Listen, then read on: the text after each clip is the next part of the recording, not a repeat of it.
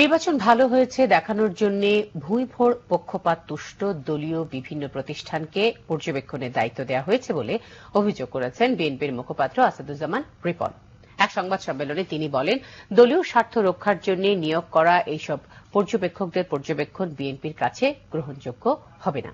আসাদুজ্জামান রিপন বলেন, সরকারের green signal পায়নি বলেই সিটি কর্পোরেশন নির্বাচনে সেনা মোতায়েন করেনি নির্বাচন কমিশন। তার অভিযোগ, কাউন্সিলর প্রার্থীদের গ্রেফতার ও হামলা করে আতঙ্ক সৃষ্টি করা হচ্ছে, এতে নির্বাচনী পরিবেশ নষ্ট হচ্ছে বলেও জানান তিনি।